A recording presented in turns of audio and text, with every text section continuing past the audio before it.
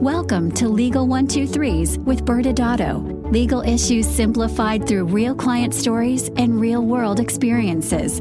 Creating simplicity in 3, 2, 1. Welcome back to the Legal 123s with ByrdAdatto. I'm your host, ByrdAdatto, with my co-host, Michael Byrd. As business attorneys for healthcare practices, we meet a lot of interesting people and learn their amazing stories. This season's theme is What Now? Each episode will involve a real client story with a high-pressure moment for that practice. All right, ladies and gentlemen, last season was full of special guests, but the man sitting right here, for those in TV land, right to my left, who is not one of them for some reason. Please welcome back, for the first time this season, our partner and series regular, Jay Reyero. Brad, I thought I was special to you. Of course you are, Jay. The problem is Michael really doesn't want you to be on the podcast. He's really mean like that. But I fought for you, Jay. And that's why you made it back in. Jay, just let's ask yourself one question. Right. Do you think the person who wants more of him and all the attention was the one fighting for you, or do you think it was the your fellow introvert? Yeah, I'm pretty sure I know the answer to that one. Well, since it has been a while, what's new in your world since the last time you were here? Yeah, so you know Olivia, and for the audience out there, she's the oldest of my 3 daughters.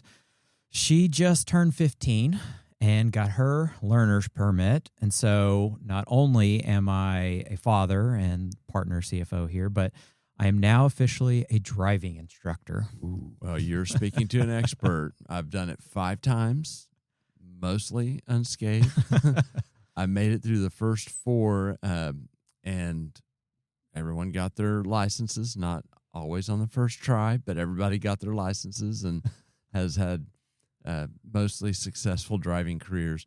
My last one did happen to get in a wreck while I was a driving instructor with a permit, and so that was a very interesting experience.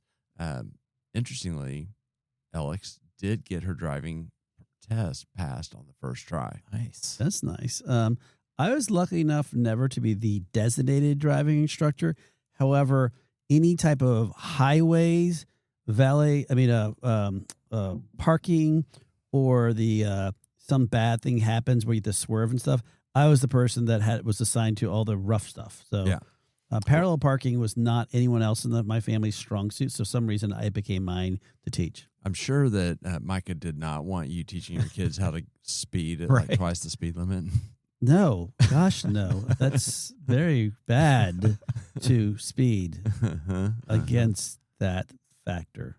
Yeah, well, funny enough, I'm not too worried about the whole driver instructor part. I mean, I've been the one that's been responsible for teaching all the kids the hard things in life, the potty training, tying a shoe, riding a bike, roller skating. So this part should be pretty easy. Yeah, sure. Real easy, Jay. No problem. Although everything you did describe so far, pretty large and hard life moments. Hey, asking for a friend, can you teach someone who might be 55 years old how to rollerblade? What part of any of that said miracle worker? I said driving instructor, not miracle worker. No. Fair. But no, what's on my mind now is what kind of car does she get? So I'm curious, what was your first car that you got when you guys were starting out driving? Well, my first car was no car. My parents wanted to teach me a lesson. So they taught me the lesson that just because you turn 16 does not mean you get a car. So I did learn that lesson and just kind of drove what was available. Eventually, what I consider my first car, my dad gave me his 6-year-old BMW 320. We call it the little black box. And I love that car, and I drove it until it literally didn't run anymore at the end of my college years. So my first car was not mine either. It was a 15-year-old Oldsmobile station wagon, which I know they don't exist anymore. And it wasn't even mine. It was the car that my older sister and I had to share. And it was such a bad car that 1, it had no radio. 2, it had no heater, which in New Orleans really isn't that bad unless it's the wintertime. And 3, at 55 miles per hour, we called warp speed because the entire car would start shimmering a little bit. So generally speaking, we could only drive it on the street. So that was my first car. And I don't think I really got my first my own car until college when my dad and I went in Dad paid for the majority of it, but got a Bronco. But I had to pay for some of that, which is why I actually OJ worked at style. Summer. Yes. Blue and white Ford Bronco. Freaking awesome. Nice. Yeah, I'm similar to you, Michael. I got my dad's probably 5-6-year-old. He had a 90s red Infiniti G20, the 4-door sedan. And, man, I drove that thing like I was in Fast and the Furious. It was automatic transmission, and it was a sedan. So it was rather harmless. But, in my mind, I'm sitting there, and I'm covering quarter mile in less than 10 seconds, and yet people are driving next to me going, man, why is that guy wearing racing gloves and sunglasses and going 35 and a 30? Yeah, kind of like when your kid says, watch this jump on their bicycle. Yes. Yes. Well, what's funny now is the perspective, because back then when I was thinking, I want something cool, I want something fun to drive, and I didn't think about safety features. Who cares about airbags, gas mileage? What's that? But now as a parent and the financer of this endeavor, those are the things that I'm thinking about, number one and 1A and 1B. Yes, totally agree, Jay. I mean, we were doing all this. The first thing we look at is safety, and my wife and I would look at like, oh, how is this car doing wreck, blah blah blah. And we were talking to a friend of ours who happens to be a Captain Tim in the Dallas Fire Department, and we're like, oh, Micah's thinking about getting this car, and he's like, no. She's like, oh, it has a great rating. He goes, I see what those cars look like in a bad accident. Mm-hmm. You don't want that car. So since then, every single car we've bought, we've narrowed it down, and we have the Captain Tim test. How does this car really survive in an accident? He's like, good. No. So it's like, that's our test on the safety. So if you need Captain Tim's number, let me know. Yeah, I love that. Yeah, back then I was like, oh, a Hummer, because those are rare back then. Oh, I really yeah. love a Hummer and can't imagine parking that in Dallas in the compact spaces that only exist. My dream car was a Dodge Viper. Nice. And so, 2-seater, low gas mileage. I mean, what's the problem with that? Yeah. I don't know what has worse gas miles, the Hummer or the Viper. Right. Yeah. Well, all right. Well, I have a lot to think about. It's a lot of good tips, a lot of good ideas. Any final advice? Drink lots of bourbon. While she's driving, after she drives? You might be better off, honestly. All right, let's get into today's story. All right. So we'll start today. Let's start by introducing the client for today's story. And this is an aesthetic plastic surgeon here in Texas, and we're going to name him Dr. Toretto. Ooh. Oh, for audience members who are not playing along, Mr. J just dropped in a Fast and Furious he actually talked about it earlier, but that's a movie reference for Dominic or Dom, who actually was played by Vin Diesel. Yes. And there we have it, guys. Right into the movie talk. It's been a while. while. Took you about 5 minutes. It's been a while. Yeah. Everybody's been clamoring for it. Yes. So Dr. Toretto followed a pretty familiar path out there. So following his years in residency, he took part in a prestigious aesthetic fellowship, and then followed by a couple of years of employment, focusing on the training and experience that he needed to gather his cases for his boards. Gathering cases for boards is a really big part of the early years. It's a pressure point for a young plastic surgeon, particularly one focused on aesthetics, where you may not have the as easily the volume needed to get your cases. Yeah, and for those who are not familiar with it, becoming board certified plastic surgeon, I mean, that's a long haul. You basically have to sit. You do have to sit for 2 really tough exams. There's a written part and there's an oral part, and it's administered by the American Board of Plastic Surgery. And even before the plastic surgeon can sit for this exam, that's a long runway. They may have to work for 1 to 2 years to get enough examples of their cases to submit to the board. So you're talking about they go through medical school, then they go through residency, which is long. Some even go through fellowship. And so then there's years later even to become board certified. So it's a pretty long runway. Yeah. So Dr. Toretto's, his ultimate vision was always to build his own practice, to start his own practice. And so that's what he ended up doing.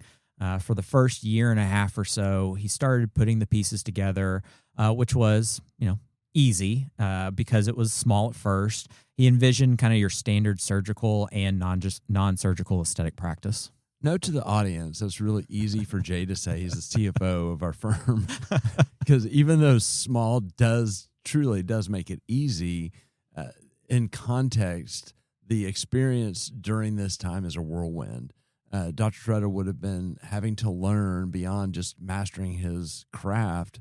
He'd have to learn about sales, finance, accounting, marketing, business operations, and all kind of trying to juggle that, wearing those hats at the same time. Yeah, so true. So many hats that they have to wear, and so while being this one-man show in the beginning, when he opened the doors and he was just trying to keep the lights on, kind of after a short while, he started putting some more pieces into place. And he began by hiring that front desk office manager individual who's so critical to practices. But more importantly, he decided to bring on a physician assistant to help out on both the surgical and the non-surgical side because he was just so busy. And so let's call this physician assistant P.A. O'Connor. All right, Jay, another great shout out to another character from Fast and Furious. This is a reference to Brian O'Connor, who was actually originally portrayed by the late actor Paul Walker, rest in peace. But again, second, I mean, it's not unusual for a physician in a small practice to want that physician assistant to come in because you nailed it. They can help both on the surgical and non-surgical part of the practice. Yeah, and so hiring P.A. O'Connor, helped a little because he was someone that Dr. Toretto had worked with previously, knew clinically, was very sound and very competent. And so there was this trust there, and it allowed P.A. O'Connor to really get going and be productive quickly. Adding the hat of now being a boss definitely helps if you start with an existing relationship like this. It's not always the case, but yet this is another discipline that he had to add to his arsenal of being a small business owner. Yeah. And so unfortunately, this ended up being just a short fix because the problem was the practice was just exploding and they were just getting busier and busier. And what Dr. Toretto ended up feeling was that the non-surgical side of the practice just wasn't getting the attention that it deserved or that it needed because the surgery side was in such high demand, but that high demand was also there on the non-surgical side. Yeah, this sounds like one of those stories about be careful what you wish for at that moment. Everyone startup really wants to get busy first, but sometimes it can be a curse more than a blessing. So what did our doctor do to help solve this problem? Yeah, so P.A. O'Connor had attended an aesthetic conference, and it was there that he met this aesthetic nurse practitioner. Let's call her N.P. Letty. And N.P. Letty had actually been in the industry for years, was currently working at a plastic surgery aesthetic practice. And fortuitously, she was exploring relocating to Texas. And so P.A. O'Connor introduced the idea to Dr. Toretto that, hey, why don't we hire N.P. Letty to come in and run this non-surgical side of the practice, given her experience? Well, as the person who has not seen Fast and Furious, is this yet another character? Yes. Okay. Thank you for answering. Okay. Well, so did he end up, did it work out that way? Yeah, so he ultimately did, and after a couple of phone calls and a dinner, Dr. Toretto offered to bring N.P. Letty on, but as an independent contractor. He could see the growth curve for the practice and was afraid of kind of stopping that momentum, but he just didn't feel like he was ready to bring on another employee. He already had two. Things were moving fast, but he knew and he thought that N.P. Letty could come in and help right away, given her prior experience. Was he right? Yeah, absolutely. She came in right away, got to work, and started killing it. She leveraged her prior experience, maybe some paperwork, to begin putting kind of her stamp on the non-surgical side. She saw firsthand how her prior aesthetic practice had operated, and what she saw and felt and experienced was a smooth operation. And so it was easy to kind of start mirroring a lot of those things that she had always known and using a lot of the same ideas. And Michael, to answer your question earlier, that was Letty Ortiz, who was portrayed by actress Michelle Rodriguez. So yes, another Fast and Furious character. But again, I mean, so far, this is a very common theme that you're describing, that nurse practitioner can come in and kind of take over the med spa / non-invasive services. Yeah. And so one of the ideas that N.P. Letty brought in was, let's bring in estheticians to handle some of these service lines. She had told Dr. Toretto about how at her prior practice, they were able to create better profit margins, and it sounded like a good plan. And so Dr. Toretto ended up agreeing, but he still just wasn't comfortable committing to that employment relationship. And so they ended up bringing them on as independent contractors as well. So going back to our Fast and Furious movie, audience members, this is where the movie music starts picking up, the tires start squealing a little bit. So this is a good, but I'm yet to hear where we were involved. So when did that happen? Yeah, so let's fast forward to about a year and a half later, and you both remember that Texas put forth the bill that would have rocked the aesthetic industry. Sure did, yes. And Texas, for those that know, did pass a new law. It officially went into effect on September 1st of 2026. 2025, excuse me.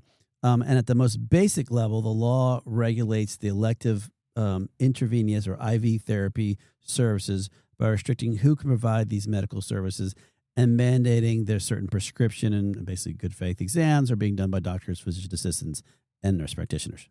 Brad, that's so accurate and boring because remember when we were in Austin at the plastic surgery meet in March of 2025, and this Jennifer's Law is what it kind of became known as, was first proposed, and it was quite the controversy. It was going to rock the industry. What was really interesting was there was a lot of misinformation. Oh, yeah. And so a lot of the plastic surgeons initially were like, hey, that's not going to affect us because we're doctors. And then as we and others started educating that, no, this bill would completely change the way non-invasive services could be offered and the level of supervision required and the who can do what part of it, it started to become pretty serious, and there was a lot of back and forth in the bill kind of lobby process before the ultimate version that you just described was passed. Yep. Yeah, and funny enough, it wasn't even when the bill was proposed and all the conversation started that we got connected with Dr. Toretto. It was actually a couple months after it became in effect and Jennifer's Law was now law, because Dr. Toretto started hearing all sorts of things at every conference he went. NP Letty was talking about it too, and Dr. Toretto finally just realized, like, man, I need to just make sure my practice is buttoned up. This is a common way young plastic surgeons get motivated to deal with another sometimes overlooked discipline to running a medical practice: compliance. The scary stuff that makes the news can be a trigger for awareness for doctors. Yeah, and what's interesting is that when we spoke to Dr. Toretto kind of on that initial call, he said, I've been thinking about calling you guys since I started the practice because I heard you guys speak a few years ago. I've just been putting it off. Yes, very, very common theme on our phone calls. I know I need to do something with my medical practice, and I probably need to get a healthcare attorney involved. I'll get to it later. No. Let's not bury the lead here. I don't think it's as much of a surprise, and we can all see that Dr. Toretto has been acting like a pirate. Yeah, I figured it'd become pretty obvious throughout the story. Now, audience member, why was he acting like a pirate? Because it's fun to act like a pirate. It's exciting. It's exhilarating. You're going fast. You're breaking things. I think almost all new business owners at some point are acting like pirates in the beginning. They're swept up in all that startup energy, and it's just very singly focused on one thing: survival. Yeah, we talked about all the different hats that he's trying to wear in any small practice wears, and there simply is not enough time to give attention to everything. And naturally, the attention gets really focused in on surviving, so getting enough patients to operate on, and so these other things tend to get delayed. Yeah, and so, I mean, Dr. Toretto, his goal at this point was just to make sure everything that he had been doing and building and putting together and was done in line with compliance, that he was compliant. He knew there were things that were missing that he had put off, but he also knew that he didn't know if the non-surgical side was compliant because he wasn't running it, and that's what he had left NP Letty to do. Because why, audience member? Because if it walks like a pirate and it talks like a pirate, or he's a pirate.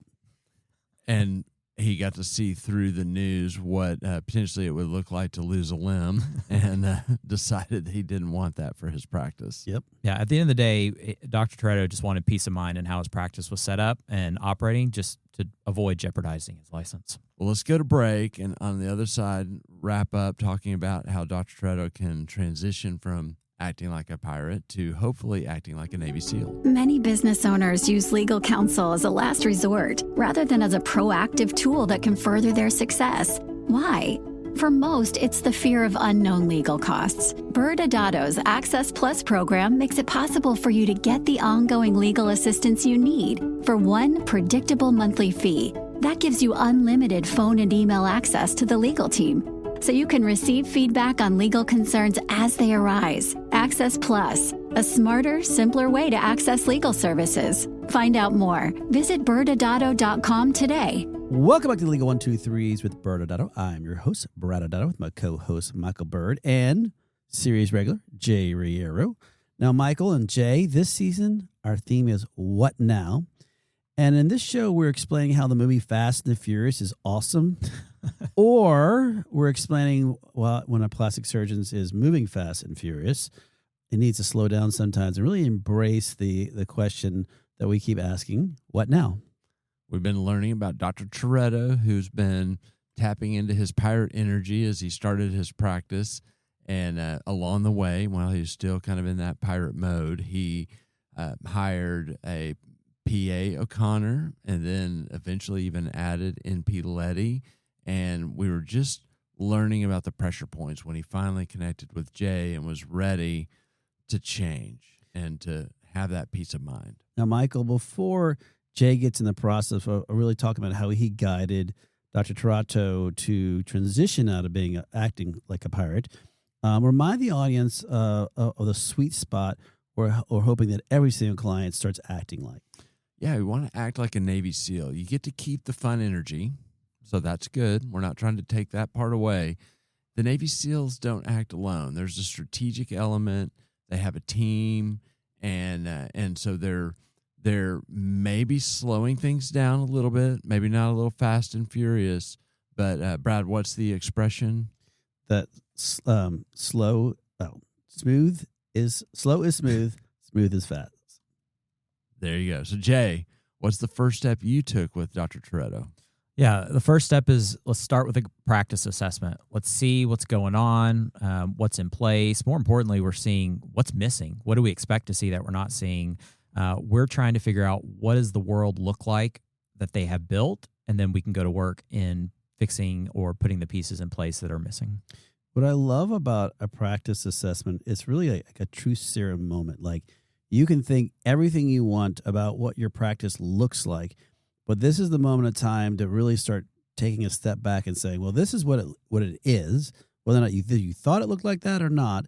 This is truly how your practice looks. And so it's a great moment in time. And so when you had that chance to do that assessment, that tell the audience, what did you find? Yeah, I mean, from a technical perspective, we found missing several foundational pieces that you want to have as an operating practice to mitigate risk. I think the most obvious was the employment documentation. Even though Dr. Toretto had hired a couple of employees, no employment agreements, no employee handbooks, no type of employment policies whatsoever. Is this important? Yeah, it's recommended. Okay. Yeah. The moment you hire your first employee, you bring risk to the practice that you have to have addressed. It can be an eye-opener for practices to learn how that the two most important things to their practice are the two biggest risks to their practice. So your patients and your employees is the source of the lion's share of risk that you carry in your practice. Which is really frustrating because to be a successful practice, you need to have both patients and employees, which this means you need to start thinking of ways to reduce the risk from these two things you have to have. Yeah, and on the clinical side, there were no standing operating procedures, no clinical protocols. Most of those patient intake documents and procedure consents were clearly templates that hadn't been really customized at all. And what ultimately happened was that Dr. Toretto just never really examined kind of the clinical process that was going on the non-surgical side, the delegation supervision rules that were involved that his practice, for the services that his practice was offering, just didn't have a pulse on what was there, what the risk is, where his compliance gaps were. And so it was just kind of a blind spot to him. If I was sitting here doing the whole red flag season, this is not the red flag season. All I heard was pirate check, pirate check, pirate check. All right, so we know he was acting like a pirate. Everything that you said so far is pirate, pirate, pirate. So what does this, what can we do to help him to start acting more like a Navy SEAL? Yeah, so, once technically what we do is we get in, we just start working collaboratively to get all the stuff put into place, the plan of action to get him back to kind of an equilibrium state of compliance. But the biggest piece that was missing, that really what we filled from the moment he brought us on board was that strategy aspect. There was no strategy in any decisions being made, which is what's missing a lot of times in the pirate mode. And so take, for example, the hiring of estheticians as independent contractors. It was a decision made without any thought with respect to compliance and what the risk or what the strategy behind that decision was. And this is so important. There are two potential big landmines when you go that route. So one, with hiring an esthetician, depending on your state, you may run into, and the role that you have for them, you may run into a scope of practice issue. So really thinking about the role when you're wanting to bring an esthetician on and making sure that that there is a strategy there.